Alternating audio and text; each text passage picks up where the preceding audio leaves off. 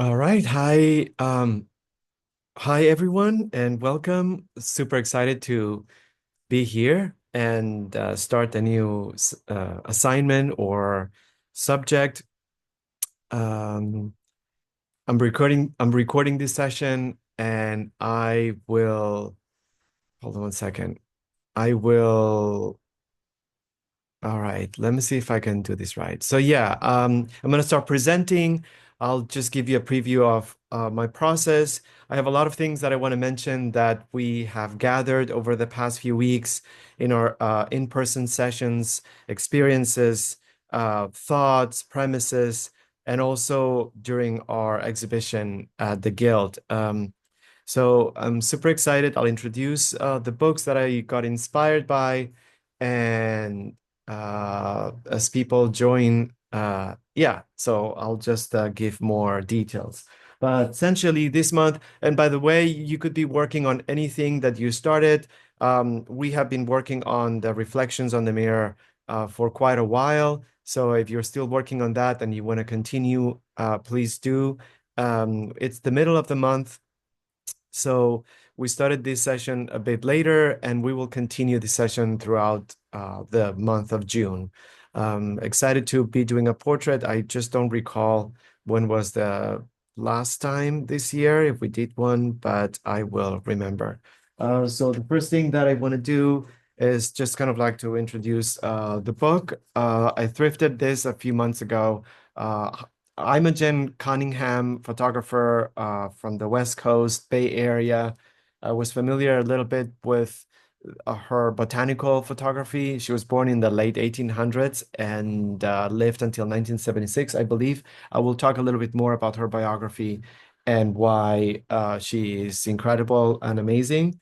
But I wasn't familiar with her series of portraits. So she wasn't necessarily known by the mainstream by her portraiture. So this book, compiled by Richard Lawrence, has a collection of all her portraits. And since this month, I stopped at David Zwirner to see Diane Arbus, and we talked about it last month, I believe. It was a very striking, important, and generated a lot of discussions. The way she approached photography, I thought it would be interesting to come up with a session that is leaning or inspired by photography. And the second book that I wanna, this is kind of like a little bit cheesy, not cheesy, it's like a serious book. So I am an avid collector of old school vintage out of print painting manuals from the 20th century, because I don't think that happens anymore. So, and the truth is that I never paid attention to them because I feel like they're full of stuff that it's not usable. But now with our experience, I just have a different take. And sometimes there are certain things that I find in these books that are kernels of truth. They resonate a little bit more. So I will explain a little bit. And here's an interesting author. He taught the Bauhaus School and then moved to New York. So he has a very interesting story about how he went from abstraction to figuration. And I like the style. It's realistic, but not uh, photorealistic. So there's something really whimsical. It reminds me of the Swiss artist that we talked about a couple of months ago. That I have the book Lise or Lurs. I don't remember. So the idea would be to do monochromatic, so white, black, and gray photography. I'm going to use this as a reference, but some people I know that they're using photographs of beloveds. So take this opportunity to perhaps do something for yourself and honoring someone. Don't take a commission because it's a nightmare. But if you have like someone who you want to pay tribute to, someone that um, you feel like you want to remember, painting is a great way to do that. So my advice would be crop the image so it's not too far away from the point of view, so you don't struggle with small facial features. Um, the closer to the camera or the point of view, probably the better if you're interested in facial features. I'm choosing something that, let me see. I'm choosing, oops, no, no, no, no, no, no. I am going to do this. Okay, yeah. No, what is this? So, uh, spotlight for everyone. Let me see if it's this. Okay, yeah. So I'm choosing something that contains hands, and the face is a little bit smaller than I would suggest for anyone to do in this kind of like exercise. But I love I love this whole thing, the architecture of it and the position and the tilt of the shoulders, the slight tilt of the head. I'm going to talk about axis lines. I'm going to talk about points of contact and especially axis lines. There's something really beautiful and private about this. But, if you incorporate hands, that's another challenge. If you just do a bit of the shoulders and the head, that would possibly be ideal. But some people already selected some images. But if you're doing your own image, so then spend a little bit of time with the cropping. So here's another suggestion. I was thinking about it, and the idea would be for us to select which kind of black we would want for this. Um, and I think we will leave it open. We will just ask everyone whichever kind of black they want to use. There's a huge range, as some of you know. Yesterday, someone started the assignment and she chose Payne's Gray. If you have monochromatic, not monochromatic, the neutral black. Oh my gosh, I already forgot, but anyhow. So let me see if I can just put the chat in case. Yeah, so the chat's on. Okay, cool. Uh, okay.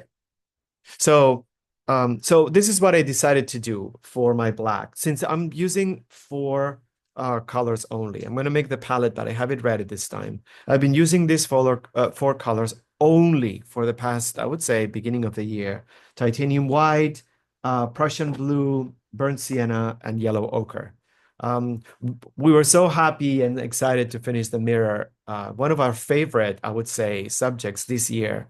The paintings look extraordinary. They're fun, they're dynamic and modern, but classic at the same time. So I was really happy.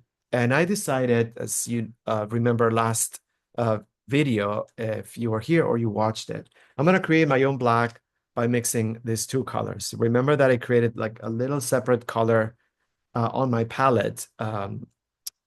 Apart from the blue and the Prussian blue and the burnt sienna. I'm going to mix them together and this will be my black. So I will create my black, and that kind of like gives you an idea, hopefully, to take a moment, decide, see what kind of colors you have right now in front of you.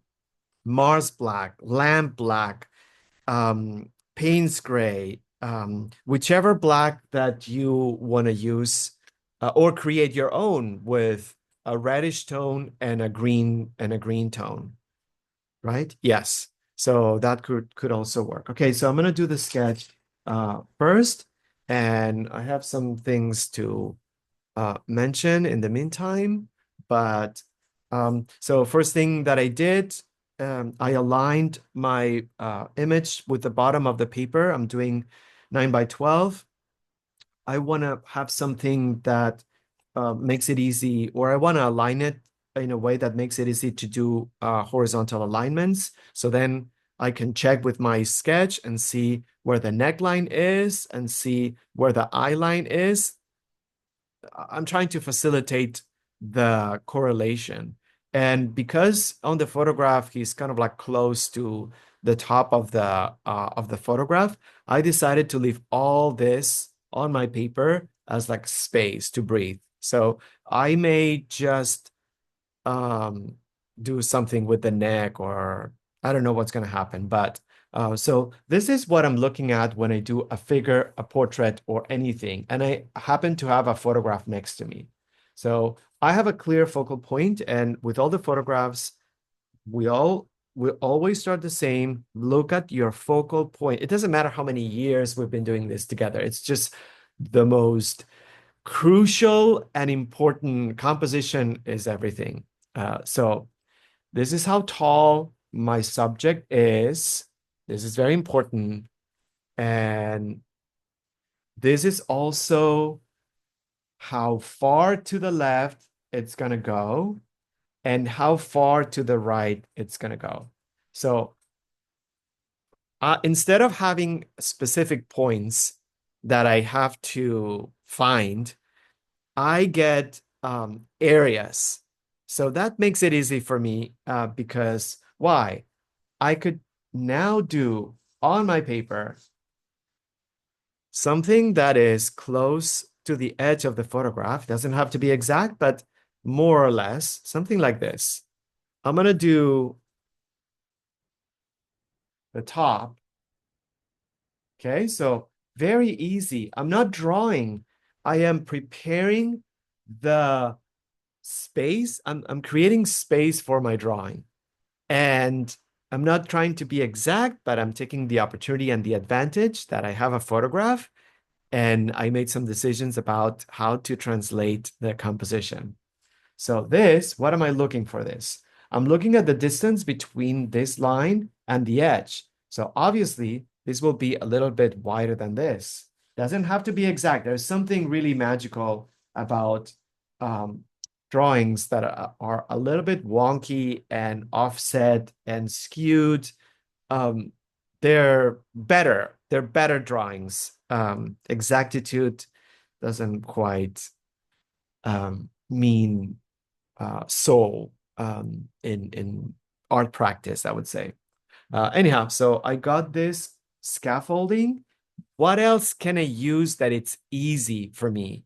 So nothing's cropped here, but I see a cropped line here and I see a cropped line here. So I'm making those two lines, and then what I do, this is obviously wider, right? A little bit. But what I do, I could actually have a little bit of a point here. Doesn't have to be precise, but that gives me an idea. Maybe a little bit closer right here. And then this one is maybe I would say right here. So how do I do this? I flicker my eyes back and forth here from the corner to the point that I'm trying to translate. And I try to create something like eyeballing it. You know, this line is close to this line, so maybe here. Doesn't have to be exact, but this allows me to have some placements that I feel like could work later when I start sketching. So, right, this is good. And then with charcoal, as we know, it's so easy to manipulate, so we can just redo it as many times as we need. So I could do a couple of things. Let's not do the silhouette work first. Here's what I'm gonna do. Instead, I'm gonna do the stick figure. It's in my case, it's a figure. So instead of doing a potato shape, which is the term that we use to describe the silhouette work that we do at the very beginning, instead of like doing that, what I'm gonna do is I'm gonna build some axes. Okay, so look, I just made an axis of the head. If you don't have if you don't have a printout, you can uh, just look at the screen of your phone or your iPad and sort of like make the same measurements without the mark making that I'm doing. And it works the same way. So another really great, maybe just the face, because the neck is a different. Another great axis is the connection between the shoulders in this image. I feel like that this is really clear and cool. And I could make axes everywhere, on every finger, on every part of the body, but I'm trying to keep it simple. So what I'm going to do is I'm going to make an axis to what I think the core of the upper torso or the torso is. Okay, so I have this, I have this, then there's the axis of the head, and I love the fact that there's an axis on the neck. Okay, it almost feels like the neck and the torso have the same axis. Um, when we do a portrait or a figure, starting with stick figure, there's always this idea that stick figure means like we don't know how to draw. No, it's precisely the best way to build your drawing, just to distill the figure into axis lines. Let me just describe. I don't have the definition of an axis line. An axis line is a line that would run through the core of a part of the body. Um, it's an imaginary line, obviously, but it would be the center of that shape. If we had to put a wire uh, in the middle of that shape, that would be the axis line. And axis lines generally are straight. So anyhow, so then what? Okay, I have this right at the bottom, so I can even crop it. So what I'm gonna do is there's we've talked about this. There's a way of avoiding vertical and horizontal. So I'm gonna do it like properly. Um, I am holding the brush from the ferrula, forget it, just because it's the wider part of the brush. And then I have the rest of the brush that it's thinner as my ruler. What I do is I put it on top of the axis line, right on top of the axis line. Okay? It coincides with it. And then I lock my wrist. And then I'm gonna pivot this the best I can to make sure that I get some sort of similarity with the tilt. Here's the problem with diagonals in drawing. We're so conditioned by the vertical and horizontal edges of a reference that we end up making things that are tilted or with an angle, we end up making them vertical and horizontal. It's almost subconscious. It's our brain in action to simplify. And the the more you step away with that vertical and horizontal, the less our drawing will look like a robot. And maybe that's very mean. It doesn't really matter if it looks like a robot. We have so many examples of painters that they did their drawing unfiltered and they have this sort of like totemic stiff pose. But I'm just mentioning it. Okay, and then what?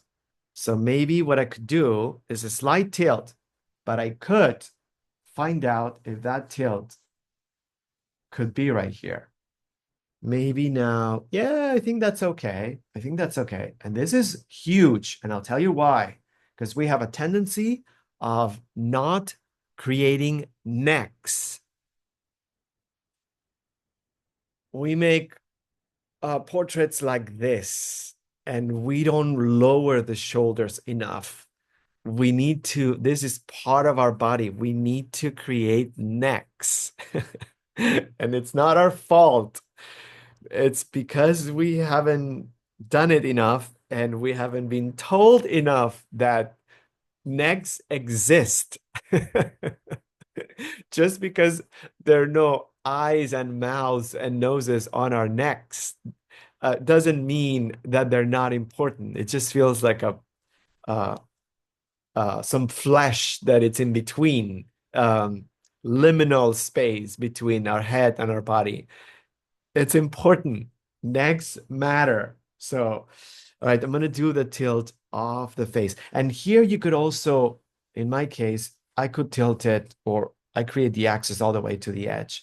And then it could be, it could give me an idea that it's not in the middle. So I'm just gonna try it. Okay, here. I align it.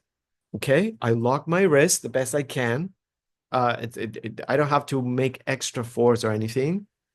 And then I just pivot, more or less, more or less. Okay, I don't have to be exact. This may completely change. I feel like it's a little bit too much to that area, but it may be. Okay, so look what I'm doing. I'm just gonna now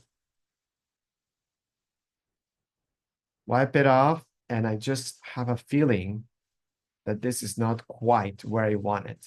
So you see, when I draw, I need room to make changes.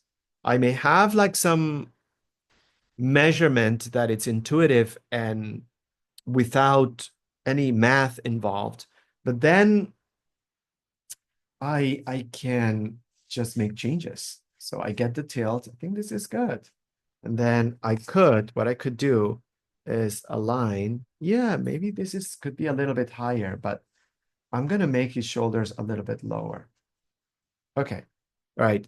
I'm gonna take more time, by the way, on this, um, because I think these are such important um, basic uh, lessons. Basic, not in the sense of simple, foundational. That I don't care if I start painting 15 minutes before I stop recording. Uh, am I recording? Yes, I am. All right, so and then what? What I'm gonna do now, I'm going to do the potato shape right now. So I'm gonna go ahead and do a potato shape. Remember, I had this, and this was the top of my drawing. I was already going above, which I may, but right now, I'm just gonna keep it this way. Maybe here. Maybe what I'll do is I'll make a point right here, and then I'll align it. And then this is where the shoulder is, where it breaks. Okay. So this potato shape is only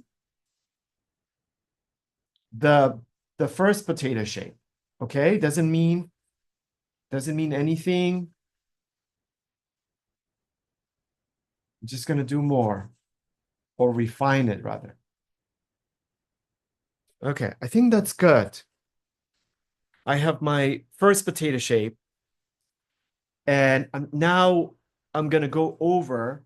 But what this allows me to do now that I have this, because look at the axis is a bit like off, it's not in the middle. What it allows me to do is go back and not worry too much about the scale and the position of my focal point, which is the most important part of your painting, of our painting. So what I'm gonna do is I'll go back to the potato shape, and this time I am just going to make some adjustments. Necks matter. Don't forget to give space to the neck. I flicker my eyes back and forth, and I am now just rebuilding a little bit. This may not be it may not be my last line. Okay, this feels okay, but I just feel like this shoulder could be a little bit wider. Okay, so this would be the axis line. Yeah, I think that's that works. All right, so it's not an axis line, but this area right here, I'm having a bit of trouble, or rather, not trouble, but I just want to test it. So it is this angle. So I'm going to pivot. Yeah, it needs to be even further angled a little bit. It's really cool.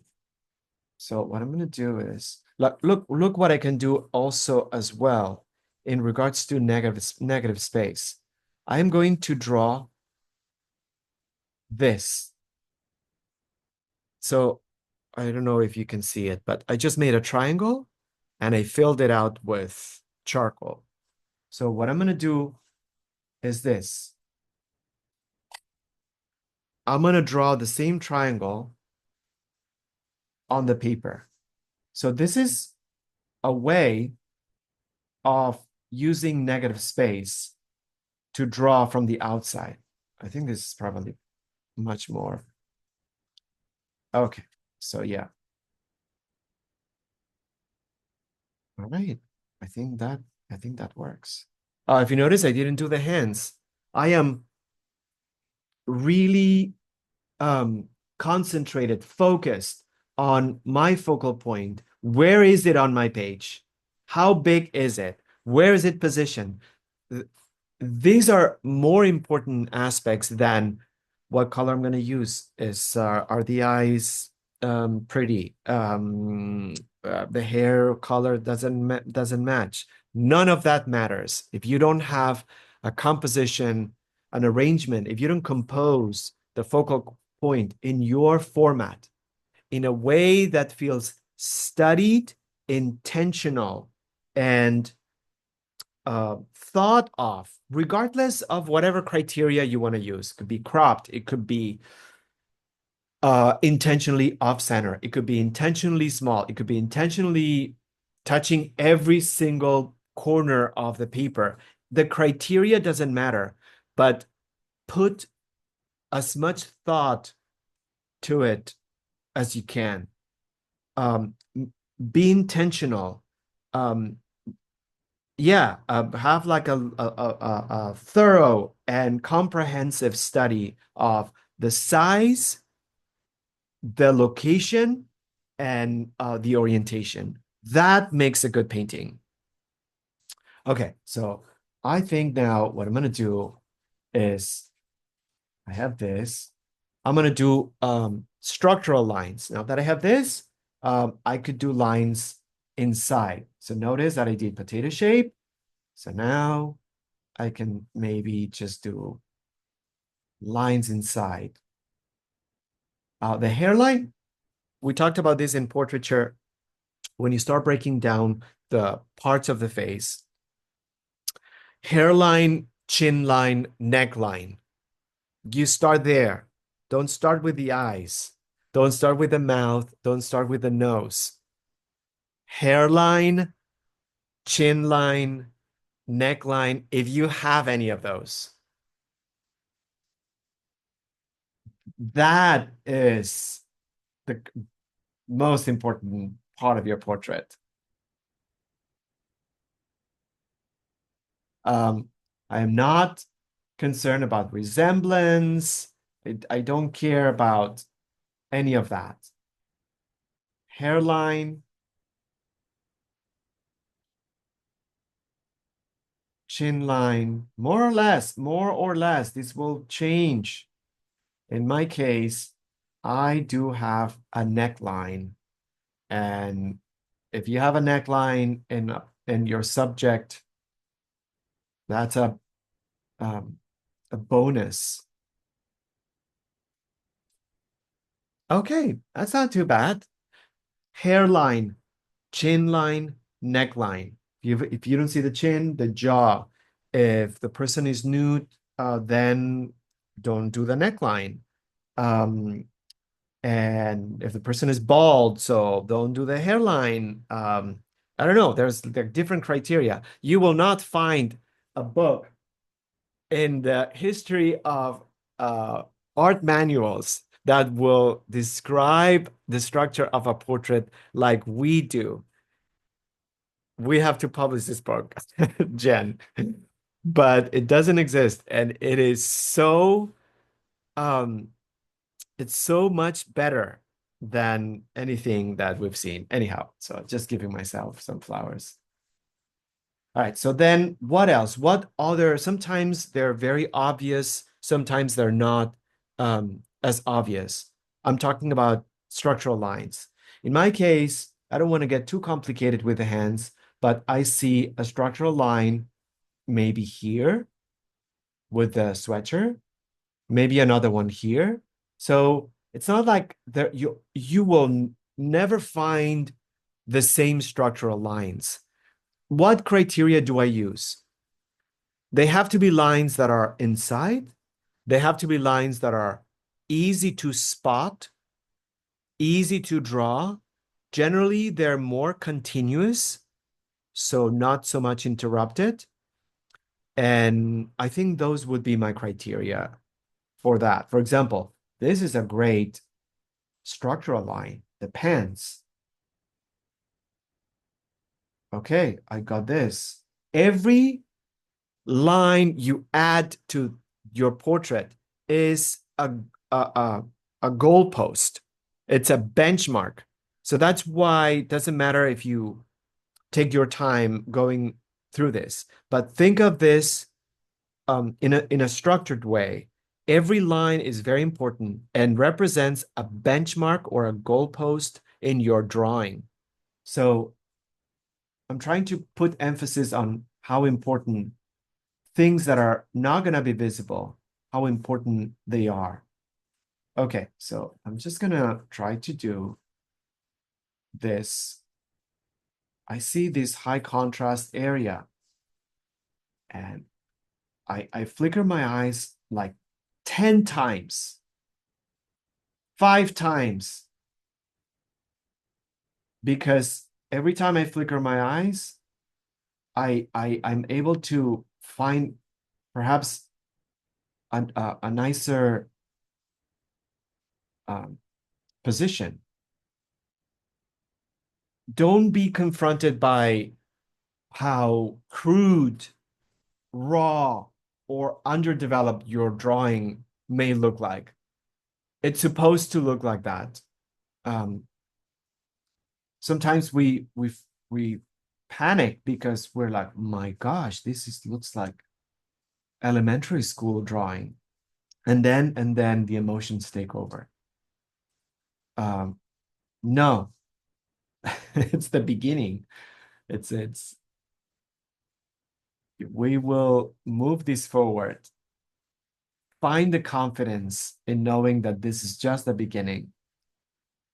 Okay, so, and then what? I'm just gonna maybe do some fingers, but again, just not trying to like potato shape style.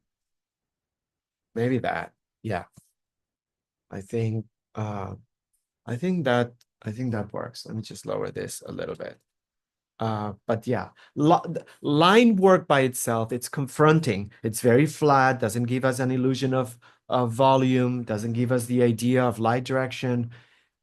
So I feel like it's important to understand that it's normal to feel insecure and doubtful about our line drawing. It's natural. It's a natural feeling, but don't let it carry you away from the work. Um, it's never going to go away. You need to make peace with the fact that the first drawing will look something completely different, that it's going to trigger um, uh, your self, your sense of security. It will never change. Why? Because it's a linear drawing. There's nothing in it that still can give us we haven't dressed it up yet. It's just bare bone line work.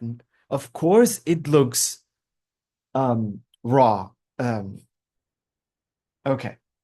So I think just yeah, it's not too bad. I'm trying not to, I don't want to rush. Portraiture, it's not more difficult.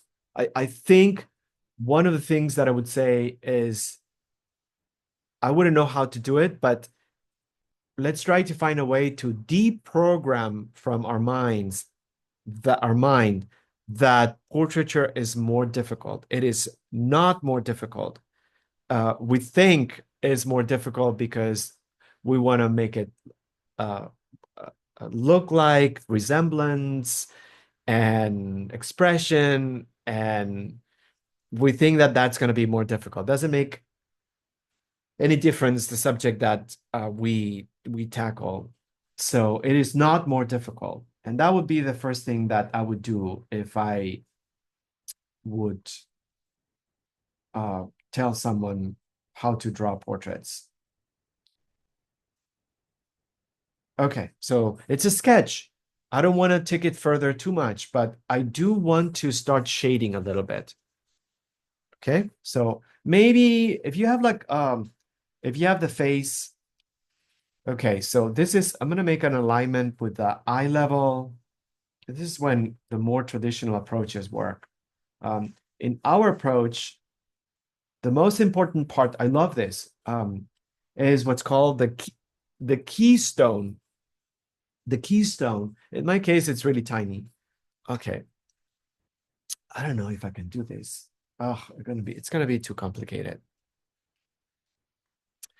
The keystone is the area on it's the middle of the face. It's the center of the face.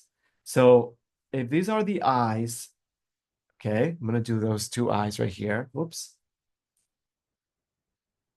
These are two eyes. And these are the eyebrows, let's say. I'm just pretending that, whatever, eyes and eyebrows. The keystone is the area that connects the 4 points comprised between the eyes and the eyebrows. The 4 points are the tear ducts and the head of the eyebrows. This area right here, and this is in some manuals. It's pretty standard. It's called the keystone. Sometimes it's more trapezoid. Sometimes it could be square. If the face is tilted, it may just look like some other shape. But this is the most important part of the face. So if you can, depending on the position of the photograph, try to find the keystone. How do you find the keystone? Look for 4 points. Can you identify the tear duct on the portrait? Maybe you have only one. That's a different story. But if you have the two eyes, those 2 points are part of the keystone. Can you identify the head of the eyebrows? If you can, then you have the other 2 points. And literally, if you have the photograph, you can connect those points, and the resulting shape, this is really tiny, but the resulting shape is the core of your face, the stepping stone, the beginning, the step one. This is where everything starts from. So I would start with that. Okay, this is probably too small, but I'm gonna first of all see if this is aligned. My keystone is a little bit higher because we make this. We have a tendency to make the facial features. It's not our fault. Spread out in the face. We have the eye either spread out or they're like concentrated. The eyes are so high up on a natural forehead that we barely leave any forehead between the eye level and the hairline. It's amazing. It's not, I don't blame us, I blame our brains. Then we made these huge, not huge, long noses. Somehow the distance between the eye level and the nose, I don't know how we end up doing it, but it's like a landing street. And then the mouth, we usually would drop it, and then we don't leave enough space between the mouth and the chin. So the bone, it's like we don't have chins, and then everything is flesh around it. It's just fascinating. We've been doing this so many years, and we see it all the time. It's not because we don't know how to do it. It's because we've always done it like that. So this is why these are such good subject matters. So we have, okay, how do you do the eyebrow? Eyebrows first, by the way. Always. Don't you dare start with the eye, the shape of the eye. How do you do the eyebrow? Don't do a sausage. How do you draw the eyebrow? Eyebrows have rhythm. Oh, I'm having so much fun. So look what I'm doing. I am hatching the shape of the eyebrow following the growth of the hair. Okay. Hatch the eyebrow based head first, leave the tail at the end. There's rhythm in the density of hair. The heads of the eyebrows have more hair density with more pressure. The tails of the eyebrow wither. They're thinner and more sparse. Yeah, so why the eyebrows? And that's also something that we decided to do. The eyebrows are the most architectural element on the face, the more graphic. Positioning the eyebrows, it's relatively easy. And if you get the eyebrows on uh, uh, uh, a relatively benign placement, then you can build the rest based on the eyebrows. Um, so yeah. All right, I'm gonna start with this. This is also already a mess, but a mess is good. And then after the eyebrows, one important thing about the eyebrows, see how far the tail goes away from the axis of the face. So and that's why they're so good to draw first, because you can literally apply or see how far they go, how far away they go. If we don't have a reference of where the eyebrow, how close it is to the hairline, we're just gonna make facial features in that space for the face that will have nothing to do with the actual size of the face. And then that's when we start making tiny facial features on a huge space. So the eyebrow is like a measuring, it's like a ruler. It will tell you how big the eye is going to be. It will tell you how far down the bottom of the nose is going to be. So that's why it's such a good place to start. So keystone, eyebrows, and then from the tear duct, you can start doing the shape of the eye. So here's what we do with eyebrows and shapes of the eyes. We generally make the eyebrow a regular arch, and we make the shape of the eye an almond. That doesn't exist in real life unless it's makeup. Uh, go back to the eyebrow.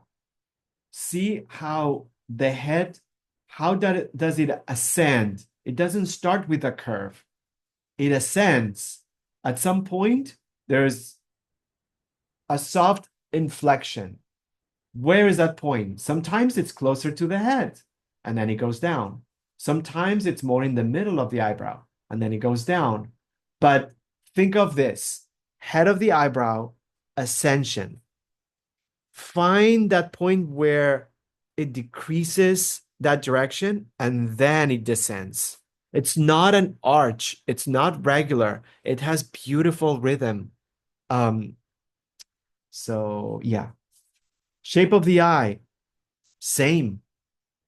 The upper eye line may have a steeper ascension, and then it may just be a softer descent.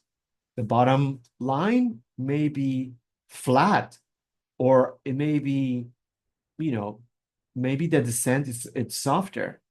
So in the shape of the eye, our brains will make us do simple things because that's our brain's job to simplify. So our brain will see an eyebrow and the brain will say arch.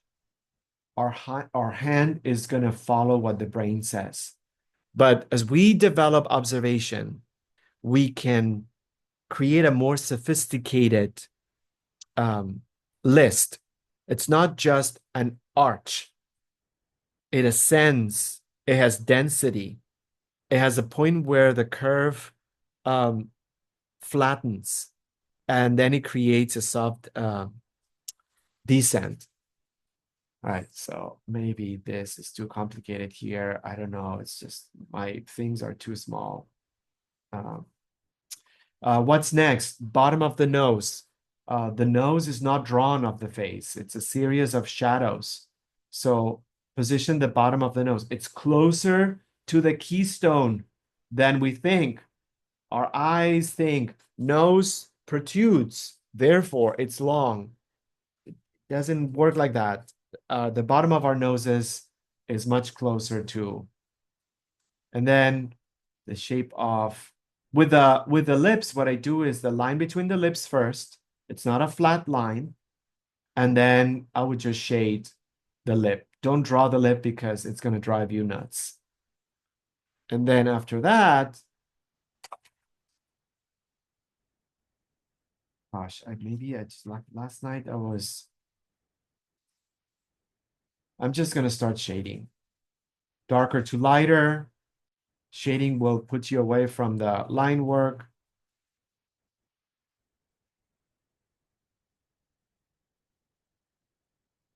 And there's a soft light coming this way. I don't care what this looks like. I don't care what kind of style this is. It's a bit softer here. I'll be able to work on this later. There's more right here. It's really tiny. I don't know. I'm fine with this. Let's move forward a little bit quicker, maybe.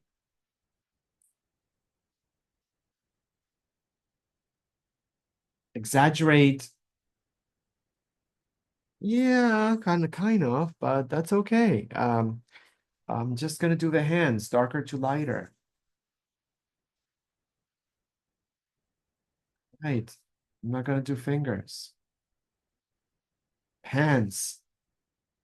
This is darker. This is darker right here. There's something darker compared to the sweatshirt. When you do the shading, then you're going to be able to refine your drawing. So that's why line work by itself, it could be really deceiving. Forgot the triangle. Okay. All this will change. I know. I don't have to feel super panicked right now.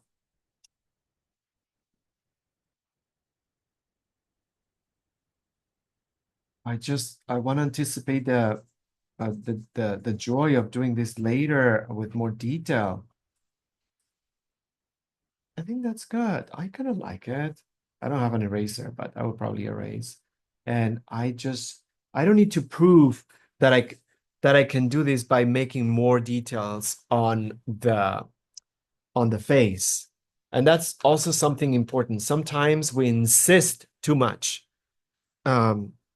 We become almost like stubborn in pushing the drawing forward. No, um, this is not right. It's yeah, it's wrong. I have to do it better. And it just goes on. And then I want to read something that we've been talking about. Is it here? This week because um, I made some notations and we mentioned it like a couple of times. Let me see if I find it because some notes that I took when I was traveling or flying.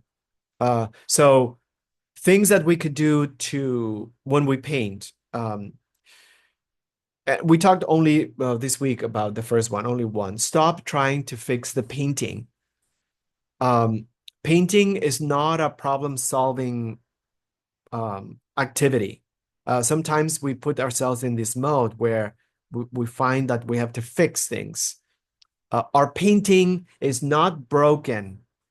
It is evolving. So the premise of it's so frustrating and not enjoyable when you feel like you have to fix things. So there's nothing to solve and there's nothing broken. There's only work to be done. Um, every time we do a mark, um, something is developing. The more you try to correct too early, especially, uh, the more distant it feels. Let go of the outcome and put work in it. I mean, this sounds all sort of like abstract and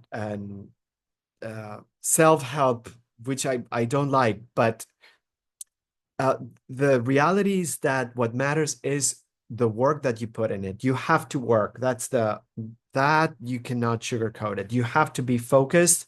You have to elevate your work. You have to do your best. You have to spend time. Um, you have to be at it. But that doesn't mean like it has to be unenjoyable. When it becomes frustrating is when we start thinking that our painting is bad, it's quote unquote broken, we need to fix it, and then we feel lost. The more we try, the further away it gets from what we want. Um, so yeah, and that's number one. I'm gonna go to number two in a second because I just want to show you the palette, and I'm gonna start doing the wash. But I've been doing this um, titanium white, and then what I'm gonna do, I did it last time. I'm gonna put a little bit of the Prussian blue. I have no idea. This is not gonna be like um, a regular black, but I'm gonna put these two together and I'm gonna mix them. And then, oh, no, that's it. That is it. Three, because the yellow ochre, no. So I'm going, it's just masochistic, but um, why not? I like challenge. White and black. Okay, enough of the uh, presentation. I'm not going to use gray because that's what I've been using. And then I don't have like a palette knife and I don't need one. And this is just going to be my black. So only two colors. And I am not sure about it's going to be a colorful black because I'm not sure about the ratio of both, but it's going to be a gorgeous color. I can tell already that it's really beautiful. It leans on blue because Prussian blue is bonkers. So I'm gonna put more burnt sienna. That's a lot of paint for this, but I'm gonna, okay. Black and white, that's pretty nice. I enjoy making these formulas with the two colors. Okay. And then we're going for the wash. So I need to have a big brush, and I don't have it. I don't have a big brush. Where do I have it? Okay, so a big brush, and I'm gonna do darker to lighter. Some solvent, and I will block. I will block the darks.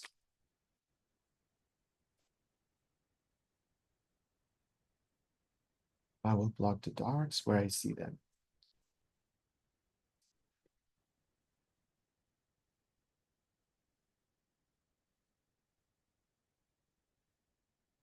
And it's right here. So big color fields, or big color fields. Not trying to be too specific. And this is it's not black, but it's kind of like a dark color. So that's gonna be my thing. The neck, and this is also, I don't have the soft brush here, but that's another thing. We talked about this. This is an oil brush with bristles that it's very hard, and that's why I don't like it that much because it's not soft. And I feel like soft brushes are better for everything, but that's me. And I've never been stopped by material. So this is supposed to look messy and chaotic and wild, and that's why I didn't spend too much time with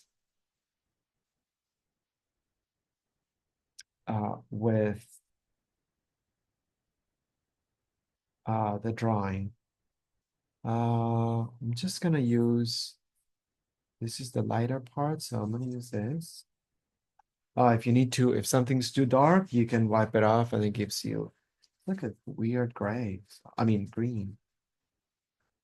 It's okay.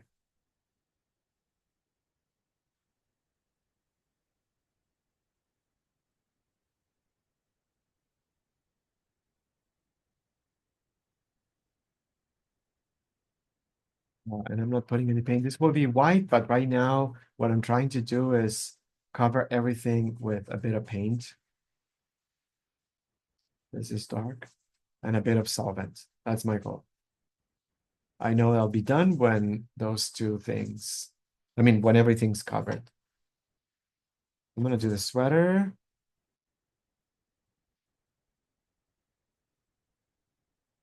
Uh, and then I'll be ready to move to first notes or but all right, just gonna do all this pretty much in a really wild way. Yeah, and then the face, it's darker right on this area. So darker right here. I'll go with the smaller brush later and then start doing. Actually, there's like not very clear. So what I'm gonna do is I'm gonna just do the whole thing. I'm just gonna stain the whole thing. Stain the whole thing. And then,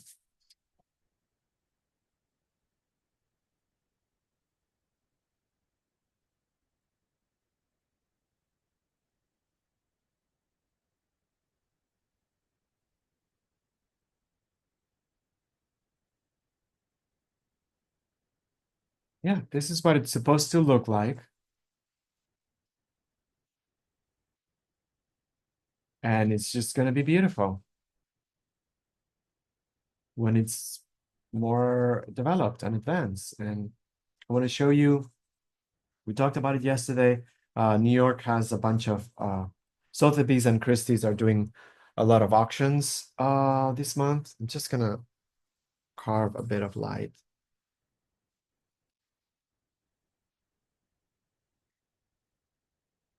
And there was a portrait that I saw that I really liked, and it was it sold for a lot of money. Yeah, okay. And it's by a painter that I'm not, I mean, I understand. It's by Cezanne. It's not my favorite painter. I get the importance and all that stuff, the historical, blah, blah, blah. But it's not my painter, my kind of painter. But this portrait is really beautiful. All right, so I know I'll be done when everything's pretty much covered with a bit of, that's it. That's my imprimatura. That's it. This is my staining, my foundation, and it has resembles nothing, but the work now starts. I let me see if I can find because I want to show you the portrait in the meantime. So it's 10. Well, you're good. We have a good time. Good timing. Oh yeah, it is right here. Okay, let me see if I can. Uh, okay, so I will show you this because it's really interesting. It's a small portrait. It's a portrait of his wife, and um, there was something about it that people bid on this portrait because they liked it, not because it was Cézanne. Let's put it this way. It's really whimsical, and one of those things that sometimes the name comes first and then people invest, but I think this one people were really moved. And although I don't necessarily I I understand Cézanne and I appreciate his work and he has some gorgeous paintings. Um, but if I were a collector, I don't know if I would buy a Cézanne.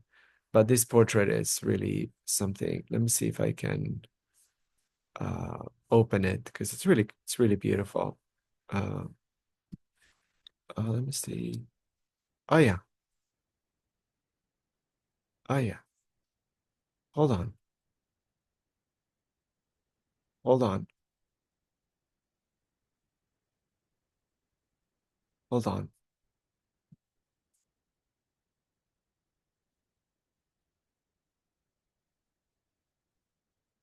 Let me see if I can open it. One second.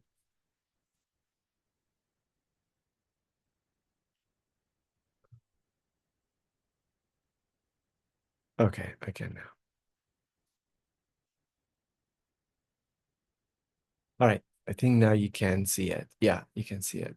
So, yeah, really tiny, but it just got to 6 million and it started, I think, at 4. And that's it. It's just like a square. I would say it's like maybe 12 by 12. Um, but it's so whimsical and I think people um gravitated to the style and the fact that it's so intimate and fragile and the figures looking down. um there's such vulnerability and the way it's painted, I love the raw edges. um and it's yeah, it's like really there's nothing really special. You can see the canvas even, but there's a bit of purple, there's a bit of green. We always talk about flesh tones, and when it comes to third notes, the purple and the green on the skin. So this is like really traditional, but at the same time, it's not blended. The mouth is covered by the shadow. There's no blend on the lids. The eyebrows are very soft, and then these two shapes, it's kind of like there's no texture on the hair. um the detail of the ear. I just think like it's really beautiful. So anyhow, I'll just post it. um yeah, I'll just post it. um oh my gosh, geez, okay, we're gonna talk about it. I hope she was okay. um but yeah, I just that I thought it was interesting because it made me feel a couple of things. First, that it doesn't matter um, how much, how long people have painted, there's gonna be people that are gonna feel moved. I'm gonna read something about this book. I'm gonna bring it because um, he says something at the beginning that it is a bit hilarious and it's very Judge Judy a little bit. When we inquire whether the modern school has had anything to contribute to the ancient discipline of portrait painting, the answer is absolutely nothing. There has been no technical innovation in portraiture during the past 500 years. In terms of technique, the art of painting has been in decline since classical methods were generally cast aside during the latter part of the 19th century. Obviously, he is um, staunch supporter of classicism, and he kind of like in a very upset way says that everything went down the drain at the end of the 19th century when people like Cézanne started painting. And it just made me laugh because I think it's hilarious. This grumpy man protesting against anything modern. But I do resonate with the idea um, that there's nothing to contribute. Portraiture is what it is. We don't have to make it modern. There's nothing new in the past 500 years about painting portraits. And that I thought it was a great statement, because sometimes people feel like, it's painting dead? Is it an old art? Is it something that people don't like anymore because now we have screens? I'm grabbing onto this idea for two reasons: because of this grumpy statement, and also because of how expensive. And there was a bidding war in Sotheby's room um, about this particular painting.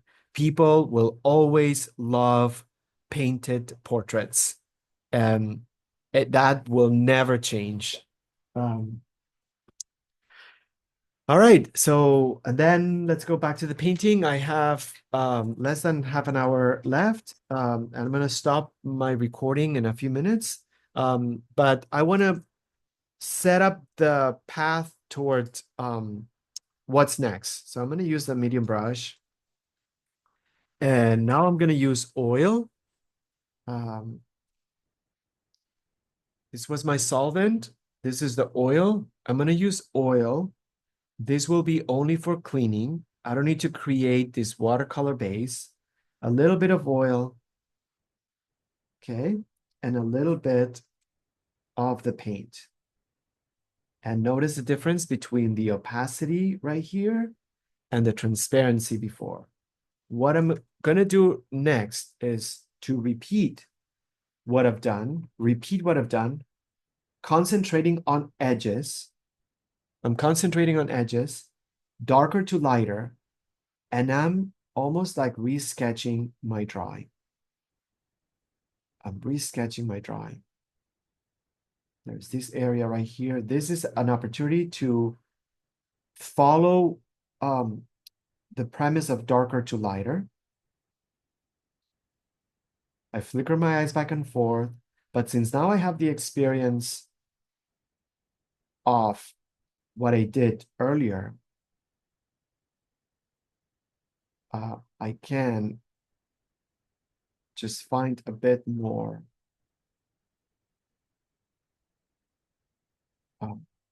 Yeah, I'm going slower.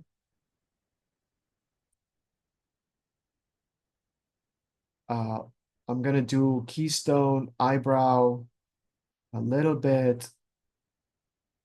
I love that there's penumbra on one side of the face. There's something really cool about that. I'm gonna do the other one.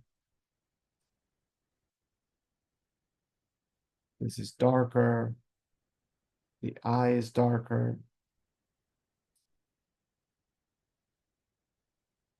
Okay, so this is much darker right here.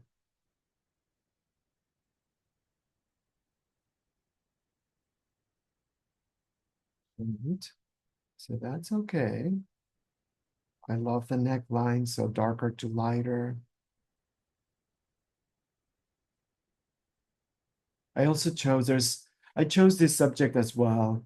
Obviously, I don't have to say this. There's softness in this masculine figure. Um, I find it, I like the femininity in the figure. There's something soft about it, and I like that contrast. I find it very sensuous. So that's why, no brainer, I picked this image this time. Sometimes I leave it to the universe to pick it for me. Um, am I gonna use white? I'm not gonna use white yet. I'm not gonna use white. I'm just gonna dilute the paint and see what happens. I just don't want to create a new color yet.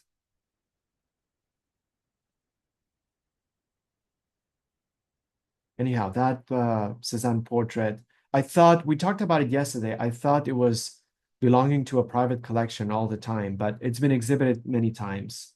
I actually want to see if I bring some white and I create a gray, what kind of color I'm gonna get. This is gonna be like maybe too radical. Yeah, it's gonna be too radical, but I'm going for it. Why not?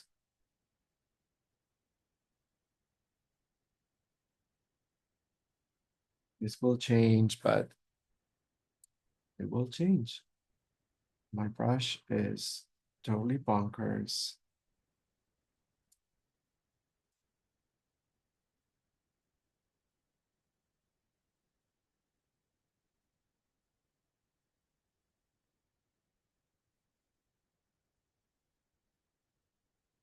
Now, painting is a slow process. Oh, I'm gonna read also another one, another thing, another notation that I just thought it was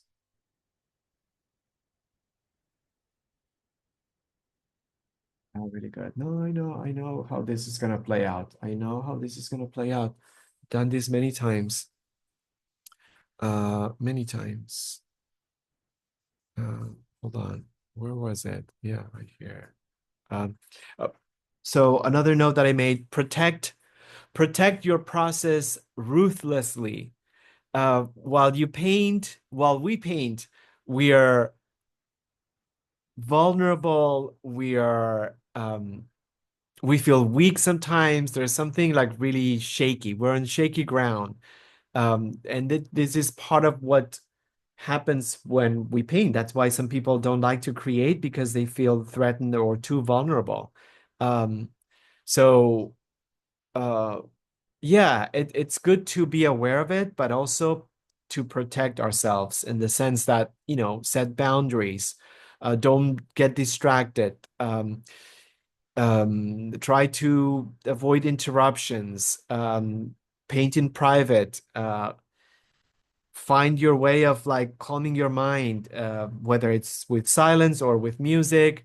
Um, but knowing that it is a really vulnerable stage in the process, the very beginning, why not protect it? Why not guard it? We're going to feel insecure. We're going to feel defeated. We're going to find that there's no point in doing it. We're gonna feel hopeless, or maybe that's something that it's so bad we will feel shame to uh, acknowledge that that came from us. There's so many like really strong emotions. I'm being a little bit um, exaggerating a little bit, but I just feel like it's important to accept that and guard it. Um, whatever that in whatever shape that arises. So I'm going to use a little bit of white now because I want to shape the negative space. I'm breaking the boundaries here. And I'm going to do it on the other side. I concentrate on edges. But yeah, we all know that between takeoff and cruise altitude, these are the most delicate uh, it's the most delicate time, right? I'm just bringing the analogy of flying just because I think it's appropriate. Um, so those minutes in painting are much longer than the 5 minutes that it takes or the 10 minutes from takeoff to cruise altitude. And we have to protect that process. It's just, I feel like sometimes we go through it very, in a very unaware way. Okay. So this is what happens. But then there's always a moment where we feel like we have achieved cruise altitude. In painting, it takes a while, but it arrives. If you put the work, it arrives. Find strategies to cope between the takeoff and the cruise altitude. Do you feel sensitive? Is there something tender that it's getting inflamed. Um, breathe. Have the confidence that it's going to change. It's not going to stay the same way. Don't give up. It's only temporary. Um, it will look amazing. You will be able to have a really strong process. But that takeoff and between takeoff and cruise altitude, it is not many people can handle it. Let's give ourselves a bit of a pat in the back. Some people cannot tolerate feeling this vulnerable when they create. It's such a balancing act to have someone join our sessions. We say this all the time. We have 2 hours to create some magic and make them feel good about something without them knowing how hard it is to deal with the emotions at the beginning. Uh, we've always pulled it off, except sometimes we haven't pulled it off. And people have crumbled because it is tough.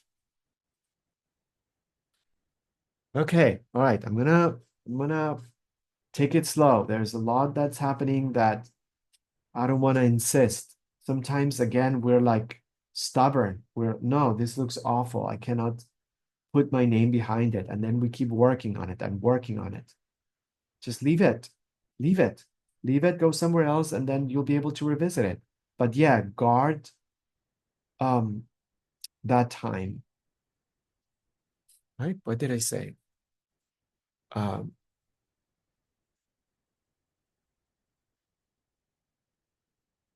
yeah, yeah, yeah, yep, yep, yep, yep, yep, yep, yep, yep, yep. Agree, agree, agree. So yeah, agree. And things will change. This will not look like that. So see, right now I'm insisting. Why? Um, I'm feeling like this needs to have a certain look, so otherwise I will be judged. It happens to all of us. We will be judged. We need to let go of that. Okay, so darker to lighter. Let's go to the hands. Okay, I'm just gonna do a darker area right here.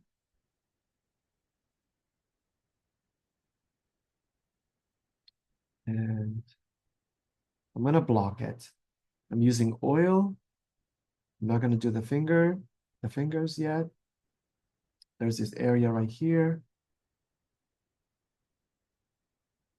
There's this area right here. There's this part. There's this hand. There's a lot of turpentine. Okay, then I'm not even gonna finish it. I'm just gonna go with structural lines that now I may have a better take on. Darker to lighter, always trying to identify the darker areas. Why darker to lighter? In oil, it always helps to set the darker areas underneath.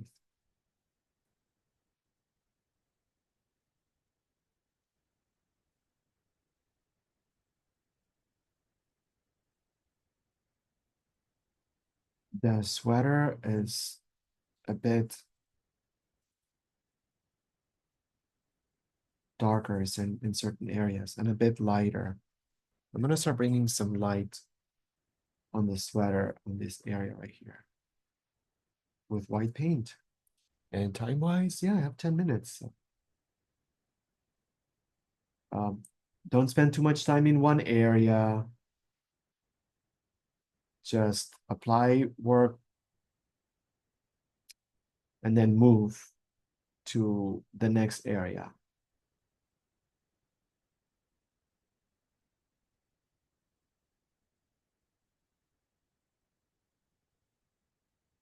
Okay, and then this. This.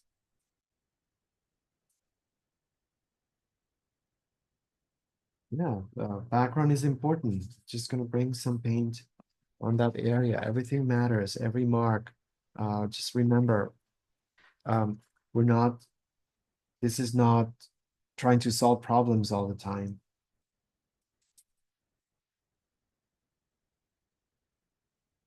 I'm gonna bring some lighter area right here.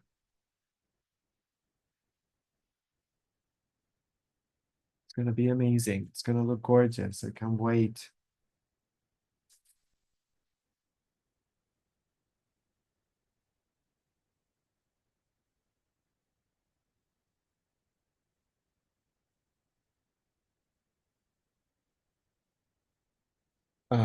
Yeah, just building the background, and then I'm gonna do a darker area on the sweater right here.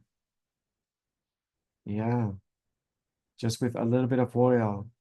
If you notice, I'm concentrating or focusing on edges. It's as if I wanna just rebuild the edge work. Yeah, this is gonna rock. Okay, so I just wanna mention another sort of like notation. And I'm gonna mention I have five. So I said stop trying to fix the painting, protect your process ruthlessly, channel instead of collapse. Let the painting move through you. Sketch, block, refine, but stay in motion. Don't stop. Don't freeze. Don't second guess every move. Adjust intuitively. Keep your hand in the flow and let it be messy. It's okay if it's a certain way, but yeah, channel instead of collapse. And keep moving forward. Keep being in motion. Um, don't second guess. I love this as well. Don't second guess. Just it is the harder part. We haven't reached cruise altitude. It is terrifying. Uh, it feels hard, but we will get there. Um, yeah. Anyhow, I thought this was really, I wanted to bring this as well because I think that these moments are, especially with portraiture, um, we have like intrusive thoughts that, yeah. All right, what else? I'm gonna continue with the sweater in this area. It's not black, obviously. Something, something happened. Why is it green, blue, and brown? It's it's the alchemy of color. You just never know what's gonna happen. I've never, I've done black before with these two colors mixed together.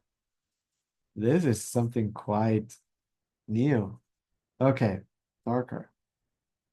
This portrait wants to be this color. I love it. That's why I choose to see it. Um, the portrait wants to be this color.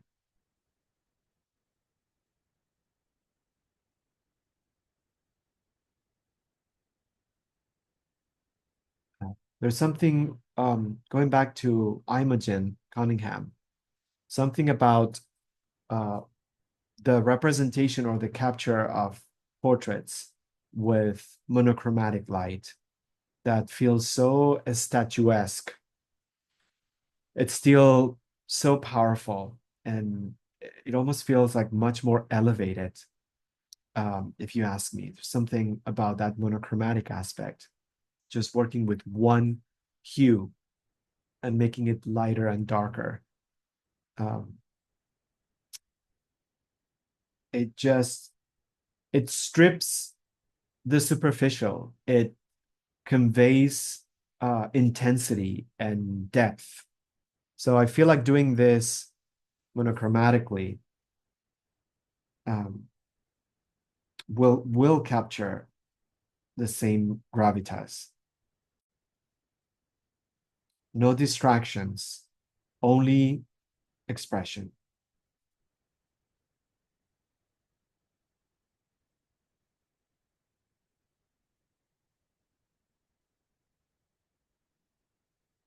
And then there's darker area. And again, don't spend too much time in one section. Uh, don't second guess. We're still, I'm still building. This is just it's gonna take time. Yeah, I'll make it. I know what I want to change and how this is gonna evolve. But for now,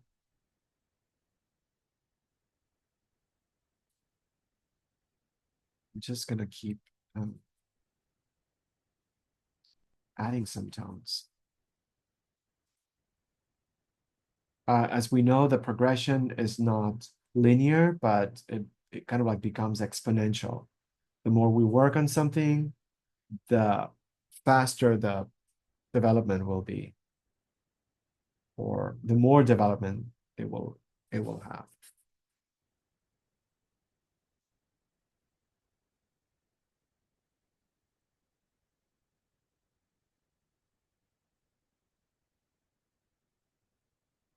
So whatever amount of time it takes to build something at the beginning, it will not take the same amount of time when you rebuild it or when you are tackling it.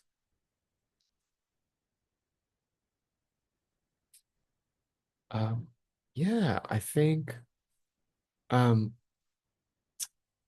see, it's just like it's being steady and it's putting the work.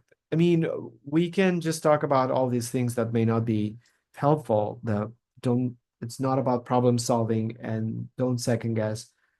Our anchor, our base is putting the work and that will keep you in a good direction. Uh yeah, let me just see if I wanted to mention. Yeah, I just did two more. I'm gonna mention them because I wanted to mention this during specifically this session because these are the most important sessions in our practice. The in-person provides something, but we said this many times. These are the uh, best. So one is ask for witnessing, not critique. Um, you don't always need feedback, and that includes feedback from yourself. It's not just someone telling you what they think of your painting, but this applies to our own feedback. Just observe it. Just take a look, just step back, pause. We say it all the time.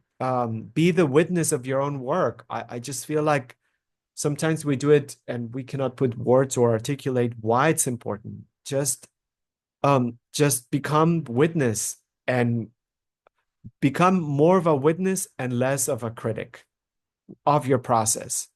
Um, invite uh, presence and not solutions or feedback.